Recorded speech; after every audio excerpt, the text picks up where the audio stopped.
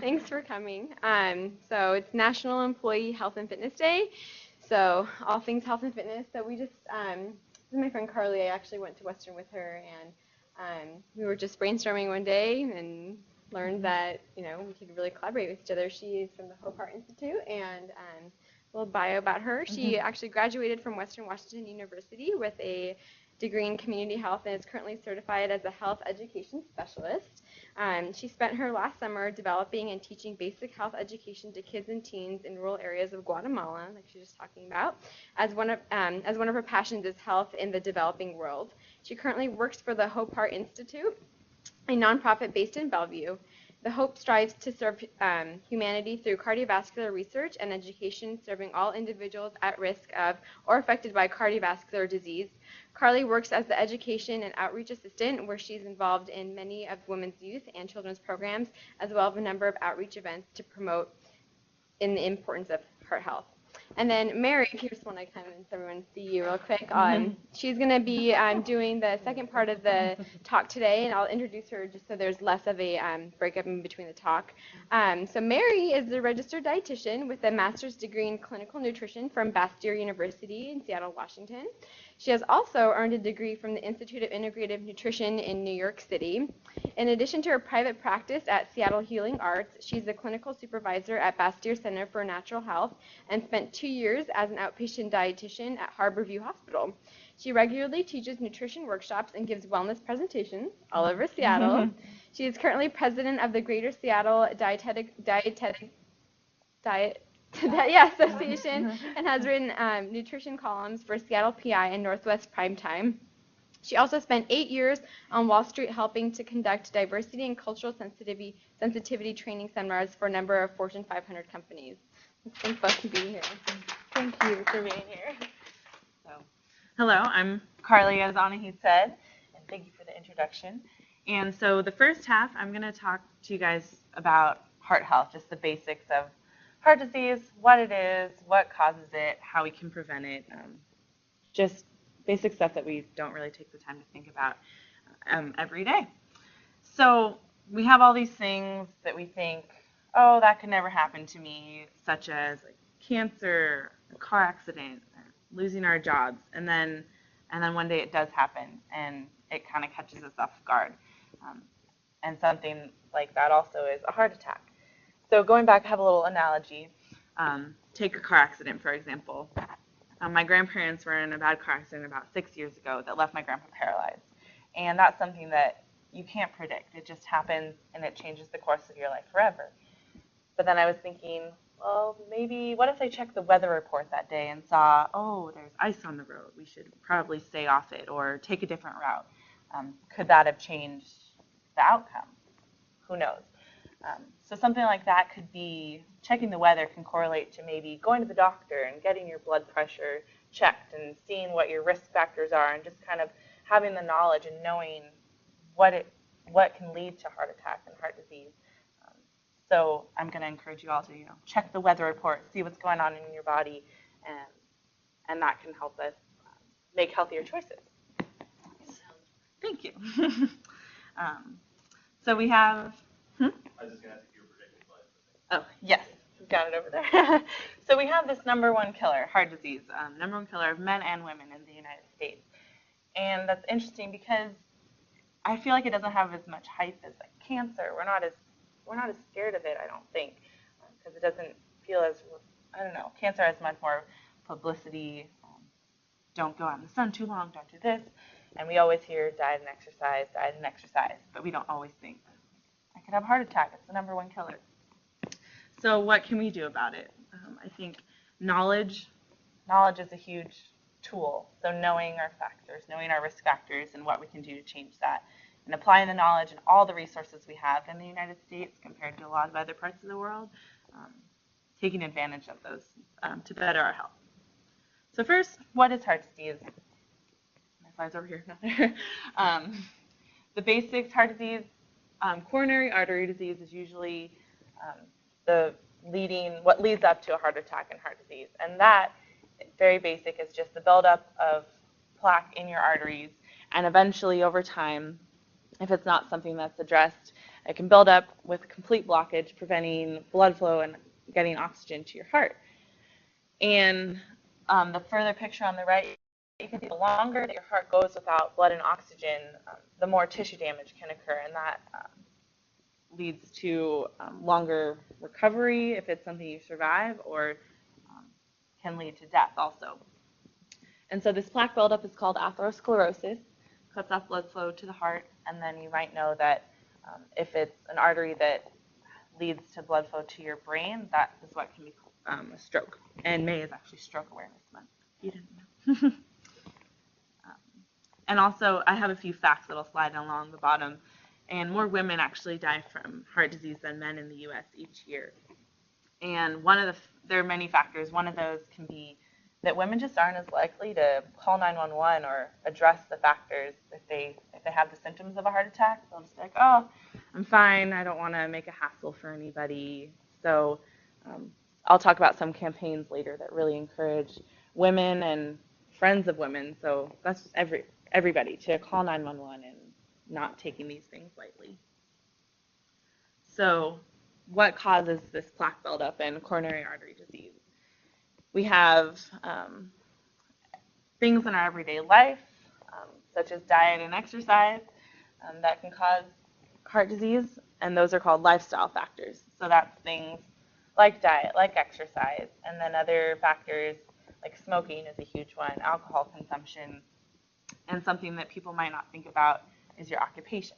So here at Google, you guys have great opportunities to use your fitness center and take breaks when you need them, and I encourage you guys to take advantage of that, because some people are, they're forced to be on their factory line or sit at their desk and they can't move for 8+ hours. So our occupation is huge. And I feel like Google and the Hope does a really good job of allowing movement and interacting throughout the day so you're not stuck at your desk. And then also genetic factors, which are sometimes unfortunate. I keep looking over here. So knowing your family history, whether there's a history of high blood pressure and high cholesterol, or diabetes, obesity, it's important to know that history so that you can address those factors as early on as possible. And that's just more knowledge that you can use as a defense against a heart attack. And also, I just learned this actually in the last few years, that there's a correlation between oral health and heart disease, and that bacteria in your teeth and gums can actually get into your bloodstream and affect blood clotting. So just, I don't know, our health is so multi-dimensional that it's important to take in all factors. So even brushing your teeth. And then, so going back to the lifestyle factor of smoking, I was just amazed by this one illustration of how many toxic chemicals are in one cigarette. And it's also been researched that people who smoke a pack a day are 2 times as likely to have a heart attack than those who don't. And smoking instantly has an effect on your blood pressure and affects your blood clotting, lowers your tolerance for exercise, and all things that could benefit your health. So smoking is a huge one. It's one of the number one preventable cause of disease. Is something that you can change. And we also talk about obesity a lot in our society today, where there's this huge obesity epidemic. We need to do something about it.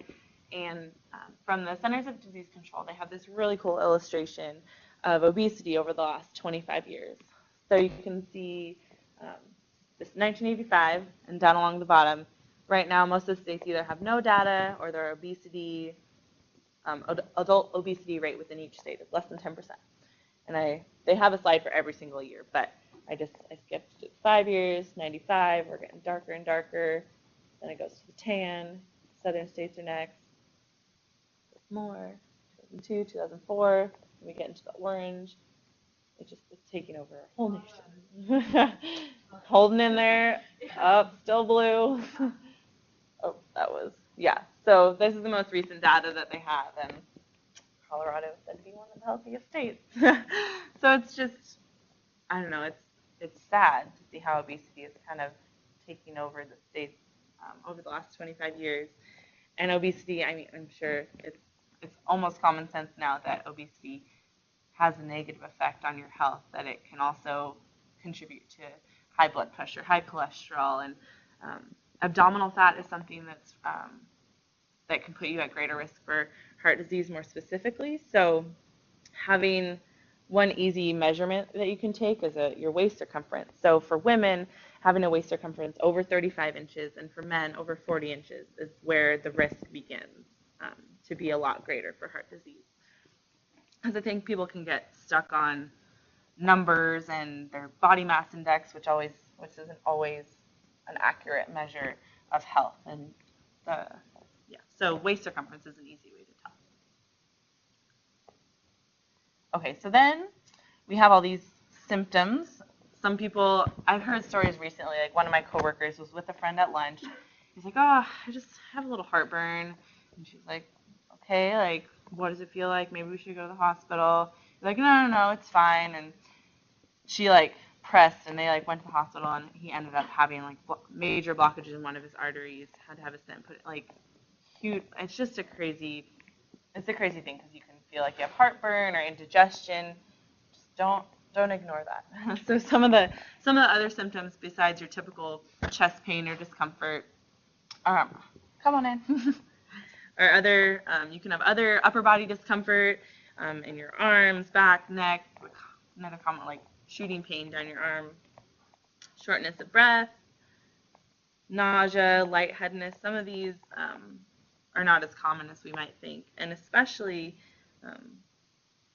we have sleep problems, especially in women. And we only have a couple women here today, but it's good for everyone to know that the symptoms might not be that initial chest pain or shooting pain down your arm. It's more likely in women to feel like a really bad flu or cold sweats or fatigue, and not just, oh, it's 6 a.m., I'm really tired, but over a period of multiple days, just complete exhaustion for no reason. And you guys know your own body, so if there's something completely out of the norm, you're going to want to pay attention to it. And don't ignore it. Call 911 and have somebody else drive you to the hospital, because if you are having a complete blockage in one of your arteries, you don't want to be driving and then all of a sudden collapsing at the driver's seat, because that'll make matters worse. So as I mentioned before, there are a few campaigns going on right now, actually. And one of them is called Make the Call, Don't Miss a Beat. And it was launched this February, which is Heart Disease Awareness Month. It's in February, Heart Month. And it was launched by the Office of Women's Health and the National Heart, Lung, and Blood Institute. And it encourages women, friends of women, and everyone to know the symptoms and don't ignore them. Call 911. So if you go onto the Office of Women's Health website, they have great posters and billboards and materials, and it's all free. Like, you can download any of the materials you want to spread them throughout the community, and you can partnering with them. And so that might be something cool for Google to look into in the future, because it's a really cool campaign. And then there's also the Heart Truth campaign, which is recognizable by the red dress. And we actually received a grant from the Heart Truth or from the National Heart, Lung, and Blood Institute through the Heart Truth campaign for all of our women's programs. So we have a lot of their materials right now, and it's given us the resources to screen a ton more women in hard-to-reach communities, giving more presentations. So I encourage you to take a look at that as well, similar materials. So we have all these risk factors. What do we do about it? I would say it's all about prevention. We want to prevent any of these things from happening. And I thought this cartoon was amusing, because all we hear is exercise, exercise, exercise, and I don't think that's going to change. It is one of the healthiest things you can do for yourself. And the Centers for Disease Control recommend that adults get 150 minutes of moderate to intense physical activity a week, which is about 20-30 minutes a day.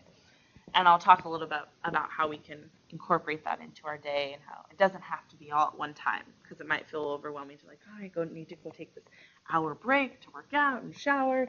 But you can break it up into 10 minutes. 10 minutes here, 10 minutes at lunch, 10-minute brisk walk in the afternoon, and every step counts. And also healthy diet, which Mary will talk a little bit more in detail about. That is her expertise. And regular checkups. Like I said, knowing your history, knowing if you have high blood pressure, high cholesterol. An average healthy blood pressure would be at 120/80, and having your total cholesterol below 200 is ideal. And your doctor will be able to help you like set goals and tell you if you need to be on medication for that. So I encourage you to go to the doctor. Have an on-site doctor here, right? Yeah. Do you guys? Is that something that's commonly used here? I think it's more for sort of acute maladies and things like that. Okay. She's not a Like wellness. She just like she can't be your primary provider, but she like if like for example, someone's back about to lose an yesterday and they like send them to the doctor or like for screening, she has a program called Know Your Numbers and yeah. Okay. So the Know Your Numbers program, for example, that's something right here on campus where you guys can go get your blood pressure taken and kind of see where you're at, which is so cool because there are so many people without amazing jobs like you guys, without any kind of insurance, where they don't have access to even knowing anything like that. So I encourage you to do that. And like we were saying a little bit before the presentation started, laughing is a great way to calm your nerves, and it relaxes your blood vessels, and that is good for our health. And also alcohol in moderation and no smoking. So here are a few tips that you can incorporate into your day, like taking the stairs. So I don't know how many, there's some elevators around. Yeah, elevators. So I was not even at work, just if you're at the mall or, downtown Kirkland, Bellevue, lots of high rises. I know when I go to the gym, there's a parking garage, so I'll park a few levels down underground, take the stairs. And I usually beat the people that are waiting to take the elevator. Like I see them when I get to the top of the stairs and they're just getting out of the elevator. So saves time, which is what our society is all about. And also taking breaks. You could do back then. I just love that. Yeah, you have to do that. But even just taking your eyes off the computer screen for like 10 minutes, just to do 10 jumping jacks or just to stretch will do your body good, and it'll keep you going throughout the day. I know I definitely take stretch breaks throughout the day, and I made sure I took like extra cabinets out of my office, and my boss kind of makes fun of me, like, is that your yoga mat? So I have this it's kind of a yoga shaped mat, like carpet that I have in there, and I'll stretch, and we do lunges down the hallway. It's great. Parking further away. So whether you're going to go see a movie, going out to eat, going to the mall, just parking further away to get a few extra steps is just little. And then if you're extra motivated, getting up a little earlier in the morning, even if it's just 10 to 15 minutes, to do those jumping jacks or squats or taking a 10-minute walk around the neighborhood before you get to work. And so these are little things you can do throughout your day. And I know since here's some cartoons also that I thought were a little entertaining about ways people incorporated physical activity into their day. And I think it kind of hits it on the dot with just our sedentary society that seems to be increasing. Move the remote around so they could find it. And then also, I thought the one on the right was funny about, we have one of those, we put our laundry on it. But also kind of sad because we want, I don't personally have kids, but I interact with kids and I'm around them a lot. And I know that we want to raise our kids to be healthy adults, right? And that's when they're most influential, when they're little. So if we have exercise machines at home and we have kids, should encourage them not to necessarily use them, but set a good example and suggest to go out for a walk with our kids instead of sitting down and playing video games together.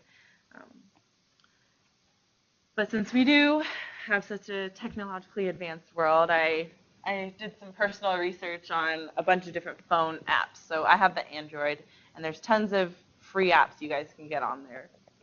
So you just type in fitness, and some of the ones in black I've tried, and I've done some trial runs by myself. And so Virtua Gym is really cool. You can go download, it's free, click on do a workout, and it'll give you a list of a 7-minute workout you can do in the morning for a beginner. And it'll say, okay, marching in place, jumping jacks, squats. And if you don't know, I think there's one called the windmill. I don't know what a windmill is. So you can click on it, and they have like a live cartoon character like doing the motion for you, so you can see the proper way to do it. And they have at-home workouts, gym workouts, newbie, beginner, advanced, all these things, which I thought was really cool. Another one that I really like and I actually use every day is the drinking water one, because water is great for your health, especially if you can use it to replace sugary beverages. You can set how many glasses you want to drink each day, between what time you want it to notify you. So I have I want to drink 8 glasses between 8 a.m. and 8 p.m. And then it'll give you little chimes. Like, you're not drinking enough water today. And it helps. And then if you turn your phone sideways, it is a graph of your water consumption over the last month.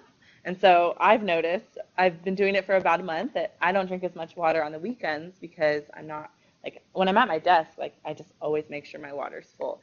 And on the weekends, if you're on the go, it's just a little harder. So I was able to see that. I'm trying to change it, but I don't know. I really like that one. I like trying to drink more water. Then health tips is just different health tips, from adding healthy foods to your meals.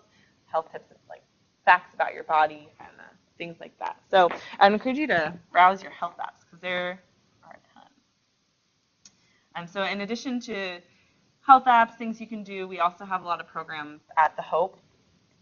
If you ever want any more information, you can jot down these emails. We have women's programs. If you have any with our Youth Take Heart and Kids Take Heart, those are curriculums and kits that we check out to schools all around Seattle. So it teaches kids from 3rd to 5th grade and also 6th grade as Youth Take Heart about heart health, nutrition, choosing correct portion sizes, what's a healthy meal, and just ways that they can set goals and take charge of their health as kids.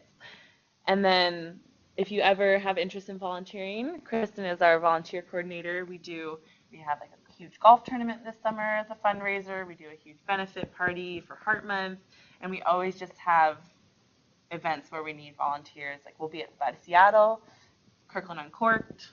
If you don't want to volunteer, you can just come by our booth, check us out.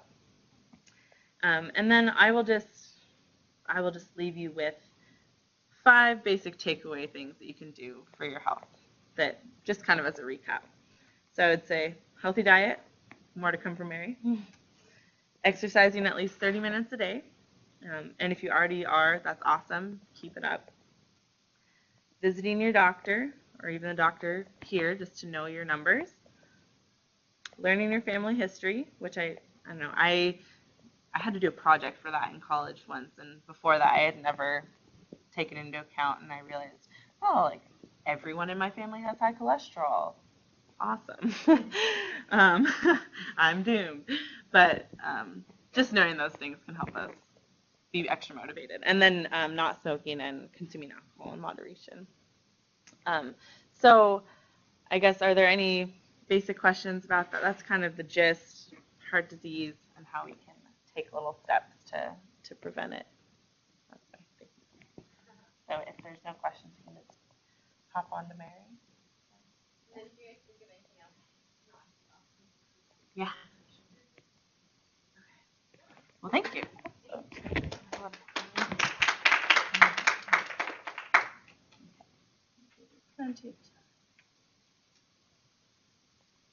There you go.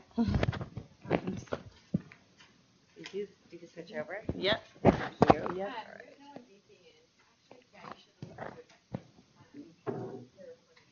Okay, yeah. Okay, it's all organized and set up. All right, so I'm just pushing this here, right? Great. Hi, everybody. It's great to be here. So just to reiterate, I have a private practice. I teach at Bastyr. And one of my favorite things to do of all time is to come to companies like yourself and present and talk about nutrition and diet. And just so you know, my style presentation is fairly informal. I love coming to the participants and asking you for your input, your ideas, your comments, your questions, because all of you have valuable things to say. And the other thing is, diet is a sensitive issue. So I am not up here to tell you what I think you should do with your lives. I'm here to tell you some information, to provide some education and inspiration to begin to understand what might be going on and to help you make some choices that might benefit your health. So the title of the presentation today is Eating to Energize, Squashing the 3 p.m. Slump.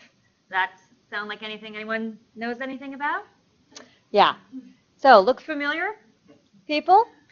Well, what do we do when we feel that way, when we're falling asleep at our desk? We run to the things that give us that immediate energy, the sugar, the cookies, the caffeine, the beverages that give us that immediate boost of energy. It's very, very common and very, very commonsensical to understand why we run to these kinds of foods right away when we're feeling that slump at 3 p.m.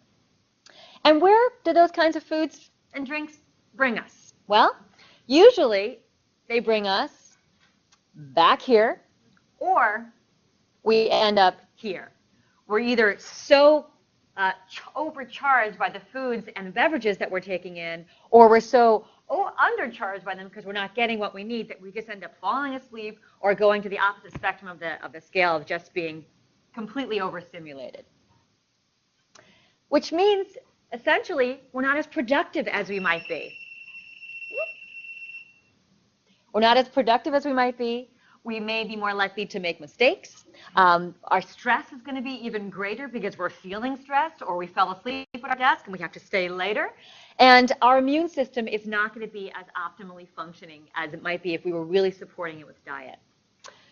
And what might have happened? Why do we all run to the cookie jar at 3 p.m.? What's the reason? It's not because you have no self-control, no discipline, you're a bad person, right? Maybe it's because you didn't have any breakfast or you had an unsubstantial breakfast. Many of us subsist on a croissant coffee for breakfast, right? Or maybe just a cereal, very simple cereal and milk. Maybe that's not enough to really get you through the day. Potentially you're dehydrated.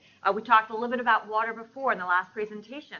Oftentimes when we aren't hydrated properly, we tend to run to the cookie jar and run for something that gives us immediate energy when we aren't getting it from our fluids. We're stressed. Anybody familiar with that? Anyone have any sense of how stress makes us choose certain foods or beverages that we might not otherwise choose? Yeah.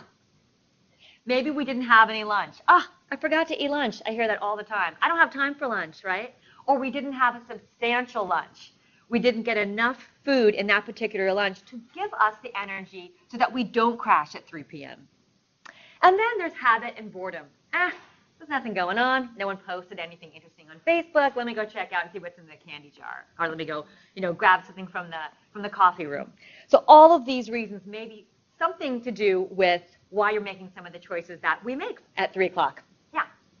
So I don't usually drink things like Red Bull or Ant and things like that, but actually some days it seems to really do the trick. I mean, a Red Bull at 3, and I don't have this, I'm good for 30 minutes and I'm dying. It's like, right. I don't know if it's psychological, but it feels like, okay, well, I just got the energy for the rest of the day. And it didn't seem to have a negative consequence. So the question was about whether just having one Red Bull in the course of the day might have negative consequences or positive. The presentation usually this is like, okay, you're going to pay the price later, but is there actually some benefit to some of those? We're actually going to get to that. And so just stay with me for a second because we'll definitely talk about it. And I'm also somebody who likes to really talk about moderation and not forbidding foods or drinks to people because inevitably when we forbid foods and drinks, they become a lot more interesting to us. So, but we'll get to your question. Thank you. And also lack of sleep. Anyone familiar with that? Yeah. So when we don't get enough sleep, we tend to want things that give us that immediate energy as well. So coffee, and I hear this question a lot. Is coffee bad for me? And if you were tuning into NPR this morning, there was actually a new study that shows that men who drink coffee have a lower risk of prostate cancer. So that's some good news about coffee. So when people ask me, is coffee bad for me? I'm not taking away my coffee. I say to them, I don't know. Is coffee bad for you? Because we often know how these beverages affect our body. If you are subsisting on coffee, if coffee is what gets you through the day, if the only way that you can survive 8 hours of work is with 6 cups of coffee, that might be something you want to look at, right? If coffee is something That's a ritual for you in the morning. You share it with your partner, with yourself, with your dog, whatever it might be, and it's a sense of joy, then maybe that is something totally different than thinking about coffee as being the reason that you live. We know that coffee or caffeine can raise blood pressure. It can cause our blood sugars to really jump up and then spike and then go way back down, which causes us to crash. And it also increases adrenaline in our body. And if you haven't ever experienced drinking more coffee than you probably need to and feeling a little shaky, that's what's going on. How about energy drinks? We're getting to your question. So are energy drinks really energy? They have done a brilliant marketing campaign because we all love the word energy. We think, oh, energy, oh, that's what I want. I'm going to take that. If I can get energy by drinking the thing that says energy on it, well, I'm going to go for it. The thing about these drinks, they are loaded with caffeine, sometimes up to over 500 milligrams, which is 4 cups of coffee in one beverage, in one sitting that you're drinking. Additionally, up to 1/4 of a cup of sugar in some of these. And a lot of these drinks have been in the news lately as being shown to be quite risky to our health. Risky for our heart rate, causing an increase in our heart rate, high blood pressure, and actually affecting our brain function. Now, I know that you guys here need a lot of brain cells and some optimal brain function to be working the kinds of hours and the kind of job that you're working. So if we really want to maximize our potential for thinking well and performing well, this may not be the best way. In a pinch, if you need something, potentially every so often it might be okay, but I've got some other ideas for you that might be helpful as well. Question? No, not so much. I'm thinking of, thank you, the question was about how do I define energy drinks? And I'm defining them as Red Bull, Rockstar, Monster, these ones where they have added amounts of chemicals and caffeine and sugar to give us, quote unquote, energy. So Gatorade would be something quite different. That has a lot of electrolytes, which can replenish the body if you've been sweating or working out and that kind of thing. But let me tell you, vitamin water, that's a pretty expensive supplement. You could probably just take a multivitamin for 5 cents and drink a glass of water and you'd be getting the same thing. Save your money, people. So alternatives, water, as was reiterated in the last slide presentation, it really provides us energy. We need water to hydrate every single cell in our body and our joints. If you're feeling a little creaky, if you're feeling a little headachy, a little tired, try having a glass of water. And if water is boring to you, which I hear quite often, then kick it up, shake it up, zest it up, throw something in there. Maybe it's a splash of juice. Maybe it's a cucumber. You'll feel like you're at the spa. Maybe it's a cinnamon stick. You can really create a lot of flavor in water when you just add a little bit of something. And bubbly water, too, if you're somebody who likes that carbonation. There's so many options. I saw them actually in the cafeteria. You've got Talking Rain or I can't remember what it's called, another nice bottle of carbonated water. So there's options out there if you need that little extra kick. Additionally, tea.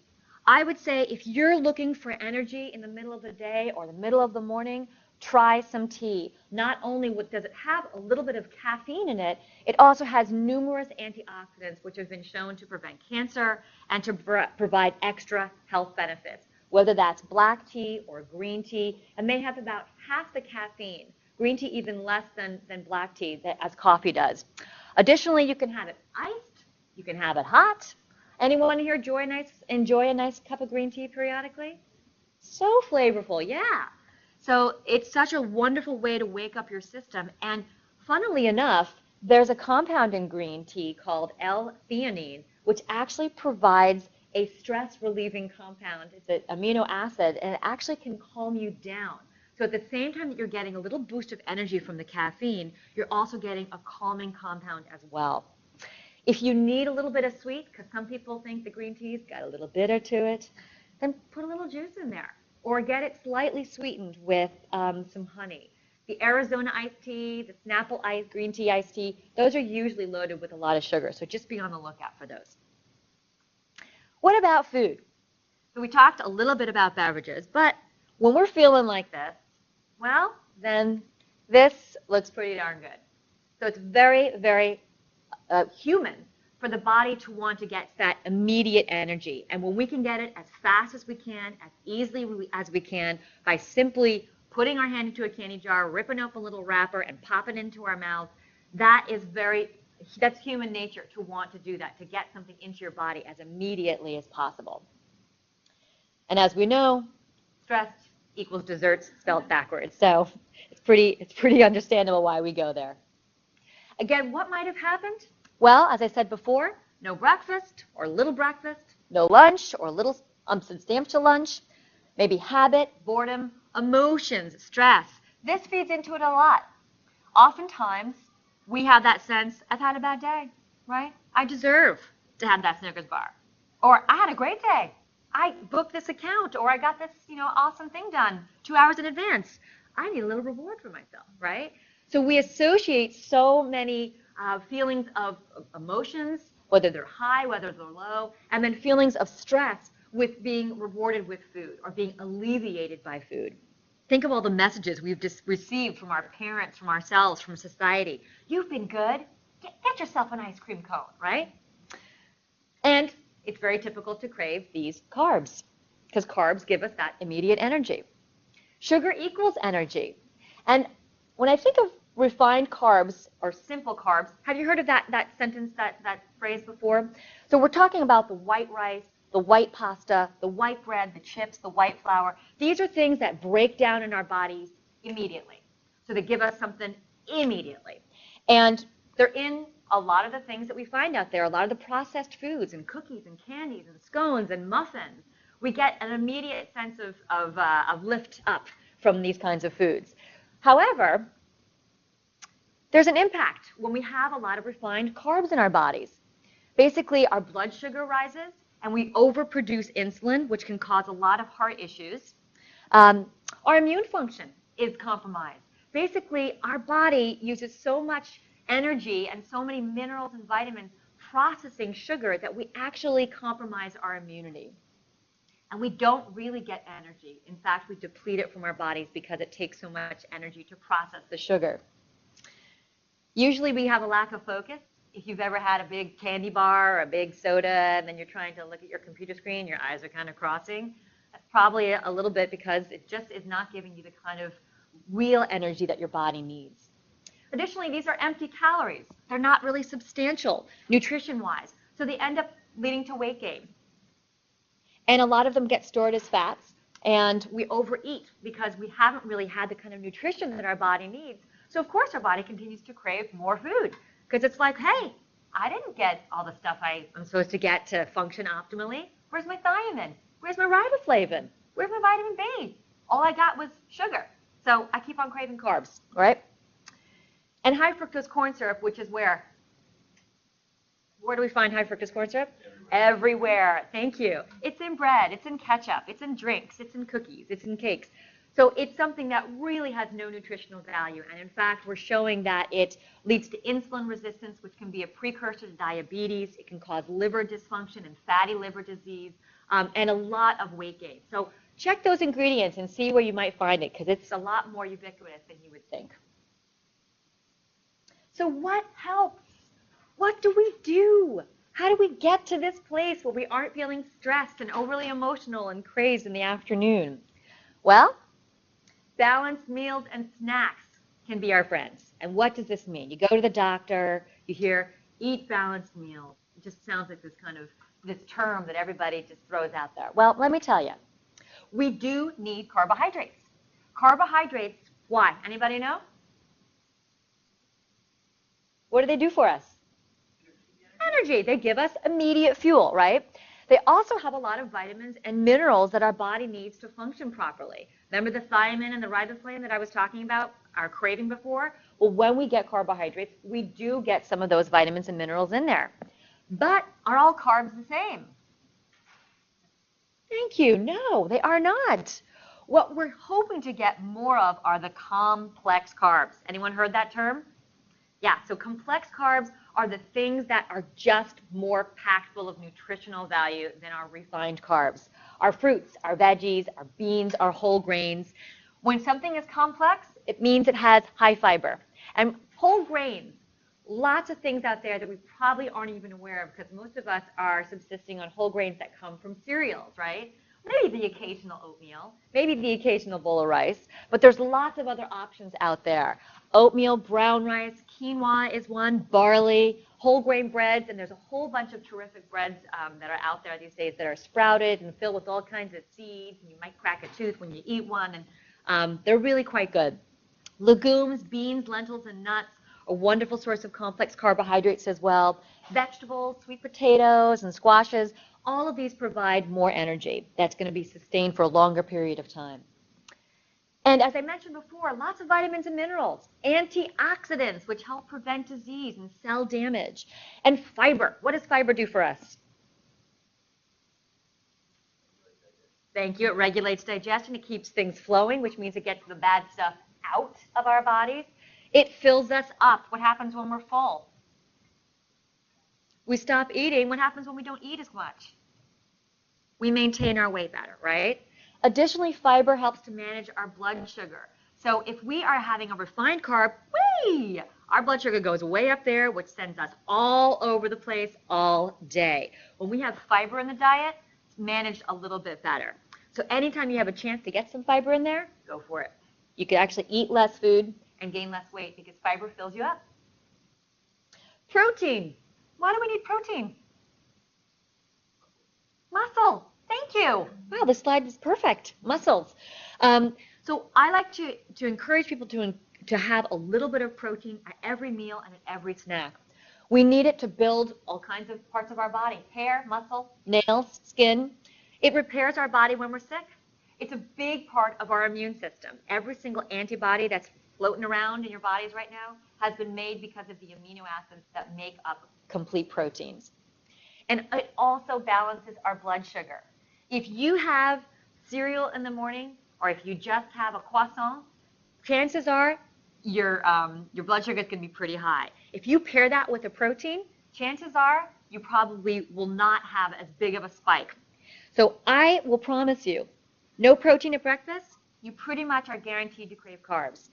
If you have a protein at breakfast, almost always, you just don't have the same kind of carb cravings that you would normally have. Give it a try and see what works. Anyone familiar with that? Anyone had any experience? A day when you maybe had some scrambled eggs in the morning, maybe you had a bean burrito. Anyone ever notice anything? Yeah, big, big difference. At protein sources, we've got our animal sources like fish, chicken, beef, pork, turkey, eggs, dairy, and our plant sources, beans, lentils, tofu and tempeh, edamame, which are the soybeans, and nuts and seeds. Protein powders are out there and very popular right now. The thing about plant sources, I'm not advocating for vegetarianism or non-vegetarianism. I think it's great to have a balance of both of these things. We do know that plant sources of protein provide us with a lot more fiber. And what does fiber do?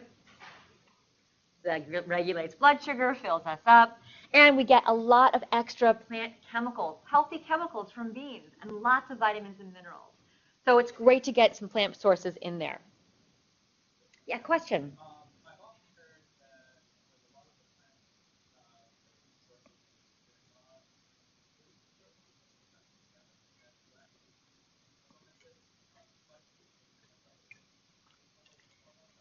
Yes, so the question was, are all sources of plants, are they not complete proteins, and do we need to supplement that in some way? So the situation with that is that there are certain amino acids that are lacking in certain plant protein sources, and those amino acids can actually be found in certain grains. Like that's why beans and rice is a good combination. However, there's been a little bit of misunderstanding around that because amino acids actually stay in your body for about 48 hours.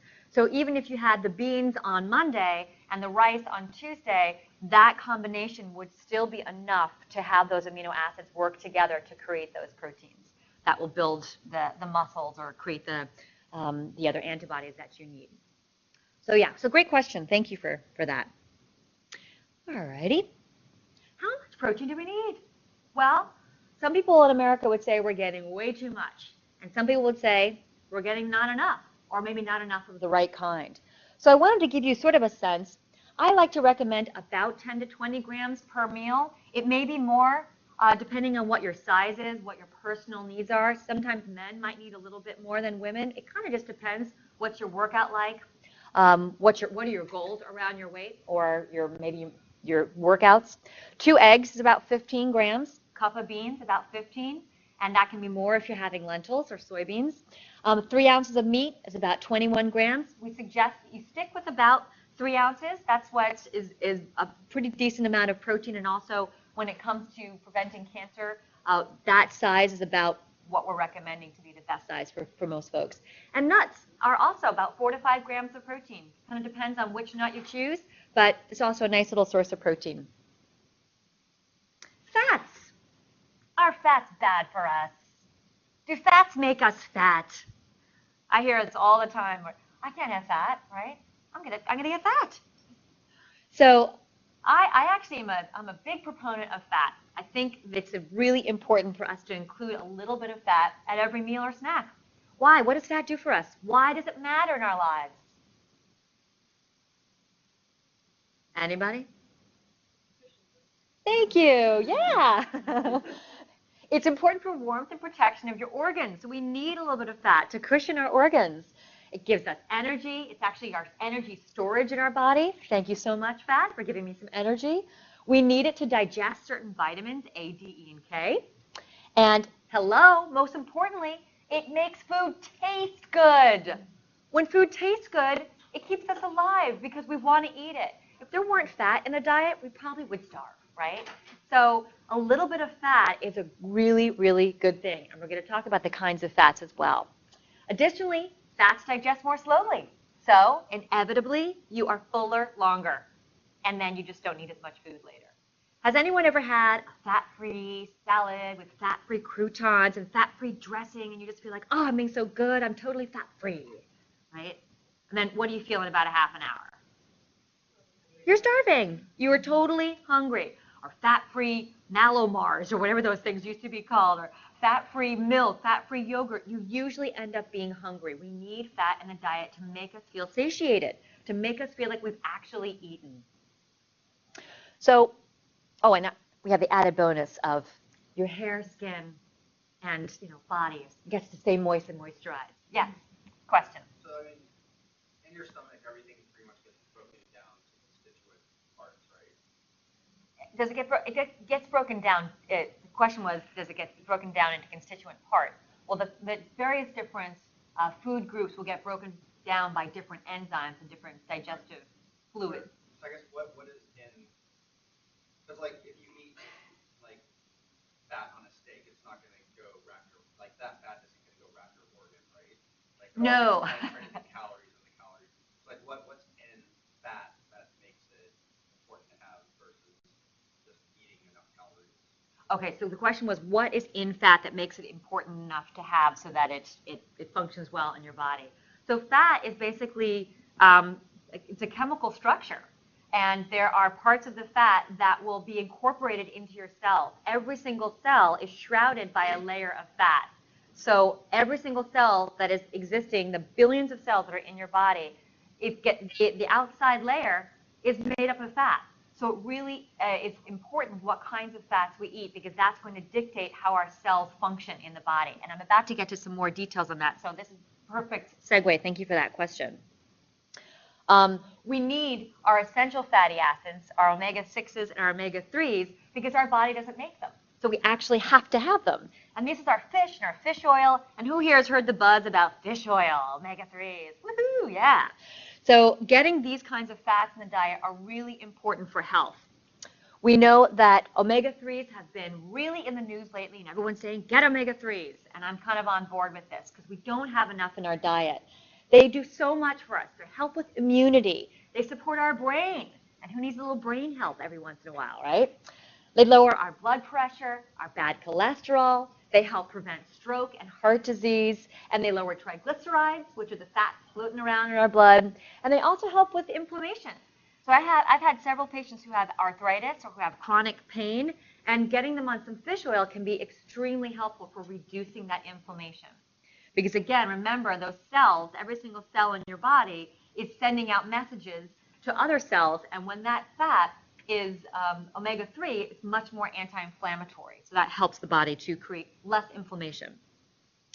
And omega-6s, while we do need them, we need to have the ones that are more refined in moderation. So the ratio between these two kinds of fats needs to be in a certain balance. And a lot of the omega-6 sources that we have in our diet right now are from very refined oils: corn oil, vegetable oil, soybean oil, safflower oil, sunflower oil. You go into a restaurant, have you asked lately, what kind of oil are you using? Anybody ever asked that question? Chances are, and I ask you to ask this question at your next restaurant outing, chances are they'll say vegetable oil, right? Vegetable oil is almost always one of these oils: corn oil, soybean oil. These are highly processed almost all the time, and which means that they are bleached, they're chemicalized, and when they are heated to high heat, which most of them are, they can actually become trans fats. So in high amounts, these omega-6 sources are much more inflammatory to the body. So just check your ingredients. This kind of goes back to this question we had a few minutes ago about, well, is it okay if I have, one Red Bull? Is it okay if I have a serving of soybean oil or corn oil?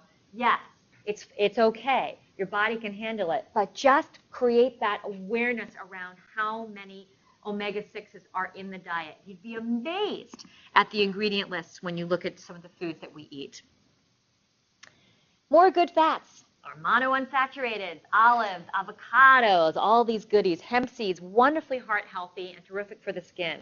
We know that the Mediterranean diet, which includes a lot of these fats, has been associated with lower risk of diabetes and heart disease. And hello, it's delicious. Come on, get your avocado in there. Saturated fats, while not all bad, in huge amounts, they are just associated with, yeah. Oh, it is, okay. All right, so we got to wrap up. So saturated fats, we wanted to make sure that we keep those in moderation. And remember that the diet of the animal is a huge factor. That's important to know what the diet has been of the animal, because that will change the fatty acid profile and nutritional profile of that meat. Coconut is an exception. It's actually quite good for you.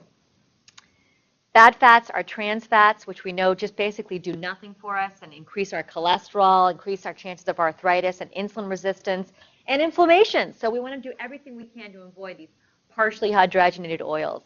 Fruits and veggies, if you want energy, if you are craving a boost during your day, this is your answer. Fruits and vegetables, antioxidants, fiber, enzymes, vitamins and minerals, and natural sweetness. The recommendation, 9 to 13 a day. What's the half? That's about a half cup portion. How many are you getting in your day? Who knows? Probably we could use a little bit more. Here's our healthy plate model. We may not get here every day, but if we can get here some of the time, more of the time, great, with as much color on your plate as possible. You want energy? You have a plate like that on in your day, I guarantee you will feel different than if you have just a scone and a cup of coffee for breakfast. So a couple of ideas for energizing your diet. Number one, eat breakfast. Do I sound like a tape recorder? Try eating breakfast. And I'm not talking about you sitting down with your Martha Stewart recipes and cooking up Eggs Benedict. You can have a protein bar, a yogurt with nuts, a protein smoothie, oatmeal with nuts and dried fruit, anything. Get something to keep yourself moving and getting your metabolism going and also just supporting your brain and body. Nuts and seeds are great. Fruit is a terrific thing to get into your day. It also provides liquid. Greens at lunch, a salad, kale chips. You can email me if you want the recipe to these fantastic little goodies that will change your life, I promise you. Increasing your water, whether it's morning, noon, or night. We all need more. And snacking more healthy. If you're looking for that chip, if you're looking for that salty, this is an option, the Sticks and Twigs, which is one of my favorite new products that's out there. It's a totally whole grain Sticks and Twigs product where it's kind of like pretzels.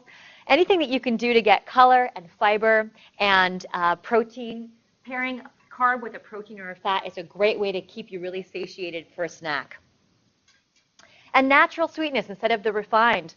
Dates and almonds, figs, a smoothie that has a little bit of honey in it or some cocoa powder. Yeah. So basically, just asking you to change a couple of things. Where could you start? I think that's all we have time for. Thank you so much for being here.